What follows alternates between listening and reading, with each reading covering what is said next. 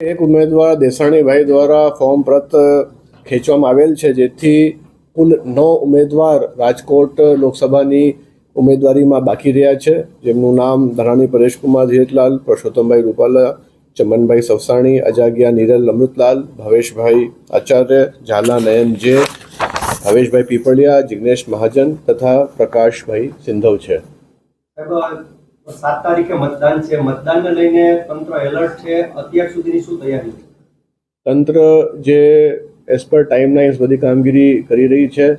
આજે નામાંકનની યાદી ફાઇનલ થયેથી હવે બેલેટની છાપકામની ચાલુ થશે કામગીરી.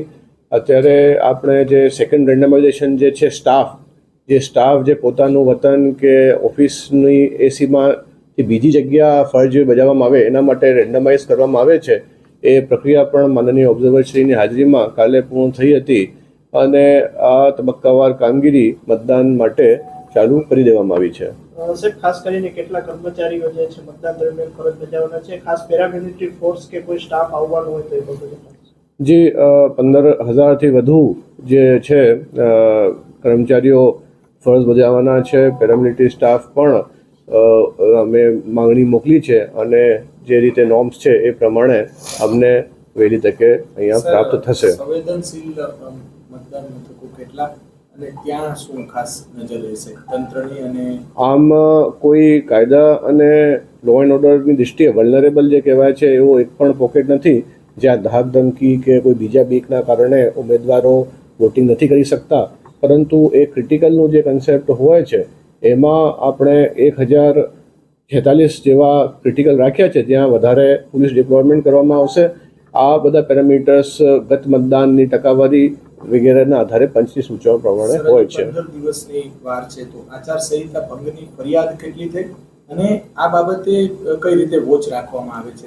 આ બાબતે 197 ફરિયાદો અમને સી વિજિલના મારફતે જે એપ છે સિટીઝન વિજિલ એપ એના થકી મળે છે. એમાં જે પણ ફરિયાદ આવે છે એનું ધારાધોરણ પ્રમાણે 100 મિનિટની અંદર એનો નિકાલ કરવામાં આવે છે. આ સિવાય જે અમારું ટોલ ફ્રી નંબર છે 1950 ત્યાં પણ જે ફરિયાદો આવે છે એનું પણ નિકાલ સમયમર્યાદામાં કરવામાં આવી રહ્યું છે. એક એવો મુદ્દો ચર્ચાઈ રહ્યો છે કે જે આચારસંહિતા ભંગની ફરિયાદ કરે છે તેમના ખાતા ફ્રીઝ થઈ જાય છે, એવી વાત છે. ખરેખર શક્યતા? સાવ ખોટી વાત છે. પોતાનો મોબાઈલમાં જૂનું વર્ઝન એપનું હોય અથવા તો કોઈ અપડેટ ડાઉનલોડ ન કરેલું હોય એ માટે આ 3-4 વ્યક્તિઓ દ્વારા એવી ફરિયાદ કરવામાં આવી હતી. એમને સમુચિત ગાઈડ કરવામાં આવ્યું હતું અને તાત્કાલિક એ સમસ્યાનું દૂર થઈ ગઈ હતી. કેટલી ફરિયાદ થઈ છે અત્યાર સુધીમાં આચારસંહિતા ભંગની અને શું કાર્યવાહી કરી? જે 197 જેટલી ફરિયાદો અમને સિવિલમાં મળેલ હતી એમાં અલગ અલગ પ્રકારની ફરિયાદો હતી. અત્યાર સુધી 20,000થી વધુ બેનર અને પોસ્ટર આચારસંહિતાના ભંગ બદલ કાઢી દેવામાં આવ્યા છે. અને એ સિવાય પણ જે રીતે અમને સૂચનાઓ પંચમાંથી મળે છે એ પ્રકારની કામગીરી કરવામાં આવી રહી છે. સર, ખાસ કરીને પરેશ ધાનાણી વિરુદ્ધ ભાજપ દ્વારા આચારસંહિતા ભંગની ફરિયાદ હતી. આ ઉપરાંત જે ભાજપની જે સભા હતી એમાં પણ સ્વામિનારાયણ મંદિરમાં સભા બાબતે ફરી તપાસ માટેનો આદેશ થયો. બંને મેટરમાં પંચ દ્વારા અમારા પાસેથી અહેવાલ માંગવામાં આવેલું છે, જે અમે શીઘ્ર ત્યાં રજૂ કરવાના છીએ. 15 દિવસ બાકી છે. આપના તરફથી મતદાર જાગૃતિના કાર્યક્રમો પણ સતત થઈ રહ્યા છે. એક અપીલ મતદારોને એ જ કહેવા માંગીશ કે આ મતદારનું આપણું પવિત્ર અધિકાર છે. એક વોટથી ઘણું ફેર પડે છે. ભૂતકાળના ઘણા કિસ્સાઓમાં જે સીટની ડિસિઝન 1-1 વોટ 10-10 વોટથી થઈ છે. એટલે આપ સપરિવાર ફરજિયાત મતદાન કરજો. Okay sir. Thank you.